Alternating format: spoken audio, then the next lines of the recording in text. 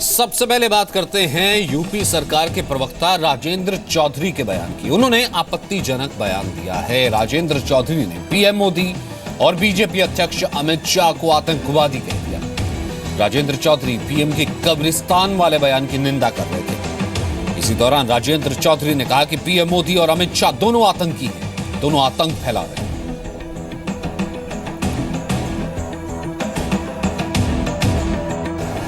धमकी में लेना चाहते हैं, मतदाताओं को दहशत में लेना चाहते हैं, डर का वातावरण पैदा करना चाहते हैं कि दोनों आतंकवादी हैं। नरेंद्र मोदी और अमित शाह दोनों आतंक पैदा कर रहे हैं लोकतंत्र में, राजनीतिक वातावरण को प्रदूषित कर रहे हैं। दोनों धमकी में लेना चाहते हैं, मतदाताओं को दहशत में लेना चाहते हैं, डर का वातावरण पैदा करना चाहते हैं कि दोनों आतंकवादी हैं।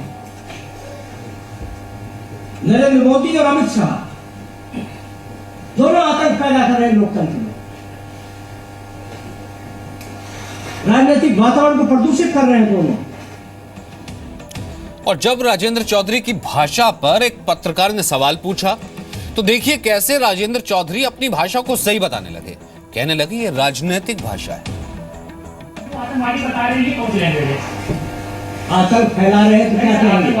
मैंने ये कहा, बिल्कुल मैं रिकॉर्ड पर बोल रहा हूँ ना, तो रिकॉर्ड हो रहा तो मैं देख नहीं रहा क्या? नहीं तो मैं देख रहा हूँ रिकॉर्ड हो रहा है। ये कौन सी भाषा है?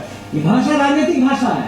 आतंक फैलाना ये अराजनीतिक काम है, ये आपराधिक काम है, ये राजनीतिक अपराध कर रहे हैं। ये कौन सी भाषा है? लोगों को डरा रहे हैं, लोगों को धमका रहे हैं, उनको आतंकित कर रहे हैं और इलेक्शन धमका के वोट लेना चाहते हैं उत्तर प्रदेश में।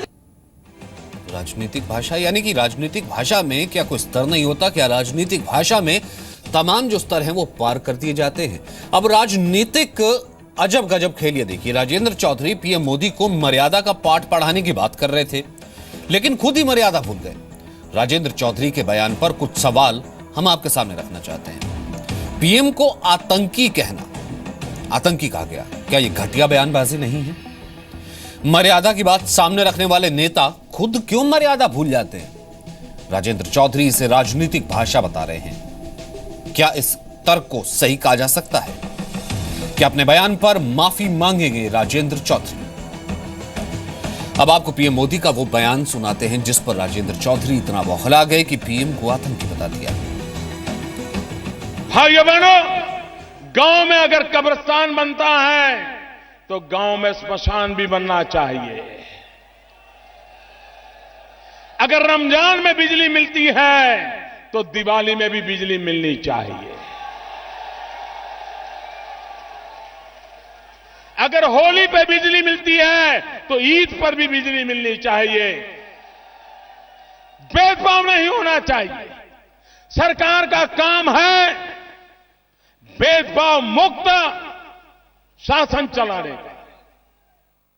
किसी के साथ अन्याय नहीं होना चाहिए। धर्म के आधार पर तो बिल्कुल नहीं होना चाहिए, जाति के आधार पर बिल्कुल नहीं होना चाहिए, ऊंच नीच के आधार पर बिल्कुल नहीं होना चाहिए। सबका साथ, सबका विकास, यही मंत्र को आगे बढ़ा करके आपसे मैं आज आशीर्वाद लेने आया। अब इस बयान पर रिएक्ट करते हुए आप इसे कम्युनल चश्मे से देखिए, सेकुलर चश्मे से देखिए या फिर रिलीजियस चश्मे से देख सकते हैं, लेकिन उसके जवाब में प्रेस कॉन्फ्रेंस करके अगर आप मर्यादाएं लांघने लगे तो इसका जवाब कौन देगा? पेट्रोलियम मंत्री धर्मेंद्र प्रधान ने कहा कि पीएम को आतंकी बताना समाजवादी पार्टी के संस्कार हैं। जी मीडिया के साथ बातचीत में धर्मेंद्र प्रधान ने आरोप लगाया कि यूपी सरकार ने अपनी योजनाओं में 2 वर्गों में काफी भेदभाव किया, जबकि केंद्र ने बगैर भेदभाव के अपनी योजनाओं को लागू किया है।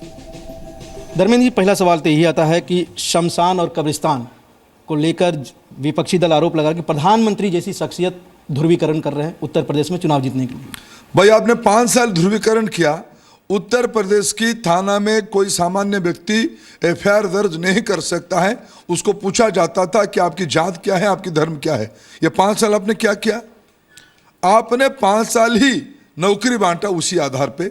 आपने 5 साल सारे सरकारी सुविधा आपकी आधार पे बांटा, ध्रुवीकरण के आधार पे बांटा।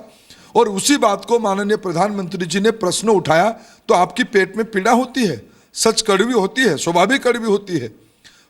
भारत सरकार ने प्रधानमंत्री उज्ज्वला योजना की सफलतम कार्यक्रम चलाया। उत्तर प्रदेश में हमने काफी लाखों संख्या में उसको बांटी। देश में हमें लगभग 125 करोड़ रुपए कनेक्शन दे दिया है। क्या हमने जात को आधार किया था? क्या हमने धर्म को आधार किया था? उत्तर प्रदेश में सपा, कांग्रेस, बसपा, इन लोगों की एक ही काम है, डर पैदा करो अल्पसंख्यकों में और उसकी ध्रुवीकरण करके वोट को हथियाओ। इस बार ये सब चलने वाला नहीं है। समाजवादी पार्टी प्रधानमंत्री को आतंकवादी कर रहा है और कांग्रेस इलेक्शन कमीशन में कंप्लेन किया है। कोई आपत्ति नहीं, उनके अधिकार है और समाजवादी पार्टी का संस्कार जो है वही कहेंगे। बाकी रहा बात राहुल गांधी जी की, राहुल गांधी जी आप चुनाव आयोग को पास क्या प्रजापति जी की नाम लेके जाएंगे? आप ही की अमेठी के हैं। अमेठी में आप उन्हीं की समर्थन से पिछले बार लोकसभा से जीत के आए हो। आपकी तो अघोषित गठबंधन थी नेताजी की परिवार के साथ लोकसभा में। उनकी आप कृपा के पात्र हो प्रजापति जी की। प्रजापति जी के नाम पे जो संगीन आरोप आई है, आप उस पर चुप क्यों हो? उसको लेके चुनाव आयोग को क्यों नहीं जा रहे हो? तो पीएम पर राजेंद्र चौधरी ने विवादित बयान दिया। इस पर बीजेपी यूपी के अध्यक्ष केशव प्रसाद मौर्य ने कहा कि यूपी की जनता जवाब देगी। समाजवादी पार्टी बौखलाहट में मर्यादा का त्याग न करे। आतंकवादियों को छोड़ने वाले माननीय उच्च न्यायालय के द्वारा जब आदेश दिया गया तब रोका गया और वह भारत के प्रधानमंत्री के बारे में, विश्व की सबसे बड़ी पार्टी के बारे में, उसके हमारे अध्यक्ष के बारे में अगर इस प्रकार की टिप्पणी करेंगे तो उनको मैं समझता हूं कि उत्तर प्रदेश की महान जनता दे चुकी है 2014 में। 2017 में ऐसा उत्तर मिलने जा रहा है जिसकी कल्पना उनको नहीं है। मर्यादा का ज्ञान नहीं रहता, उनको क्या बोलना चाहिए। अगर बौखलाहट भी इसका ज्ञान नहीं है तो पहले अध्ययन करें, तब वो सार्वजनिक रूप से टिप्पणी किया करें। उनके खेत को पानी नहीं है, लगातार बहन बेटियों की आबरू के साथ खिलवाड़ हो रही। इन मुद्दों पर अखिलेश जी की सरकार के पास, अखिलेश जी की पार्टी के पास कोई जवाब नहीं है। इसलिए जब जवाब नहीं होता है तो आप इस तरह के बयान देते हैं जो बहुत अनुचित हैं और बहुत निचले स्तर के हैं। हम नहीं मानते कि जनता उत्तर प्रदेश की बहुत समझदार है। इस तरह के जो बयान देने वाले लोग हैं, ये जनता ऐसे पार्टियों को और ऐसे नेताओं को करारा जवाब ईवीएम पर बटन दबाकर देगी। और अब बात पीएम के बयान पर मचे सियासी घमासान की भी करते हैं। कांग्रेस ने कहा कि वो पीएम के कब्रिस्तान वाले बयान की चुनाव आयोग में शिकायत करेगी। पूरे विपक्ष ने पीएम के बयान के खिलाफ अब मोर्चा खोल दिया है। प्रधानमंत्री निश्चित हार को देखते हुए बौखला गए हैं और सांप्रदायिकता को इस चुनाव में ला रहे हैं ध्रुवीकरण करने के लिए। चुनाव आयोग को इसका कड़ा नोटिस लेना चाहिए, क्योंकि अभी हाल में दिए गए उनके निर्देश का स्पष्ट उल्लंघन है और साथ ही प्रधानमंत्री ने अपने पद की शपथ जो संविधान में के तहत ली है उसको उल्लंघन किया, उसको अपमानित किया है। उनसे हमको ऐसी आशा नहीं थी, लेकिन अगर वो इस बात को कहेंगे और ध्रुवीकरण तथा आज उन्होंने अल्पसंख्यकों का नाम भी लिया है अपने मंच से, जो मॉडल कोड ऑफ कॉन्डक्ट में बिल्कुल भी अलाउड नहीं है। तो प्रधानमंत्री को कानून की हमेशा एक दायरे में रखकर बात करनी चाहिए। एक तरफ तो वो कहते हैं सबका साथ सबका विकास, लेकिन जब बात करते हैं तो भेदभाव की बात करते हैं। तो ये दुखद बात है, देश का प्रधानमंत्री इस संकीर्ण विचारधारा रखता हो और हर चीज़ को एक सांप्रदायिक के आईने से देखता हो, एनेक्स से देखता हो, तो ये दुखद बात है हमारे देश के लिए। तकसीम और बंटवारे के दौर में भी ईद और दिवाली कभी आपस में झगड़े नहीं। उस बंटवारे के भी लहूलुहान वक्त में कभी भी कब्रिस्तान ने शमशान का मुंह नहीं चिढ़ाया। हम कौन सी राजनीति कर रहे हैं प्रधानमंत्री जी? आप तो सबका साथ सबका विकास वाले लोग थे, क्या हो गया आपको? तो एक बयान चार परिभाषाएं, लेकिन फिलहाल विपक्ष एक नजर आ रहा है। वहीं मुस्लिम धर्मगुरु रशीद फिरंगी महली ने भी पीएम के कब्रिस्तान वाले बयान पर सवाल उठाए।